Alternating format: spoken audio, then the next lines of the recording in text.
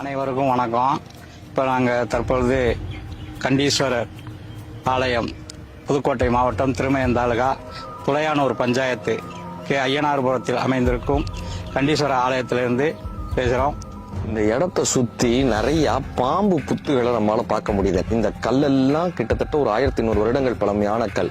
அது எப்படிப்பா நமக்கு தெரியும் அப்படின்னா, நீங்க இங்க இருக்கக்கூடிய இந்த எழுத்தை பாத்தீங்கன்னா, இங்க எடுக்கக்கூடிய எழுத்து வந்து தமிழி எழுத்துக்கள்னு சொல்லுவாங்க. தமிழ் பிராமி எழுத்துக்கள்னு. இங்க இருக்கக்கூடிய இந்த கல்லை பார்த்தீங்கன்னா சுவாமியினுடைய மேல் கூரையில், அந்த சீலிங் சொல்றோம் இல்லையா, அதுல வரக்கூடிய வாயில்ல வைக்கக்கூடிய கல்லாக இந்த கல் இருக்கும்.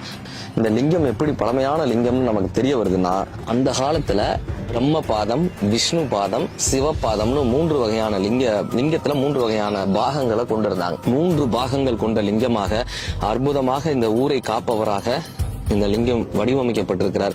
இந்த லிங்கத்தையும் மருந்தமைத்து புனரமைத்து இந்த ஆலயத்தை கட்டிடம் செய்து மிகப்பெரிய ஒரு கும்பாபிஷேகம் இந்த ஆலயத்திற்கு நடப்பதற்கு எல்லாம் வல்ல இறைவன் அருள்பாவிக்க வேண்டும்.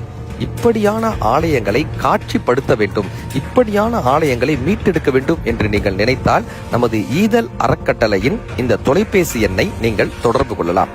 அனைவரும் இணைவோம். ஊர் கூடி தேர் இழுப்பதைப் போல அனைவரும் இணைந்து இந்த ஆலயங்களை காட்சிப்படுத்துவோம்.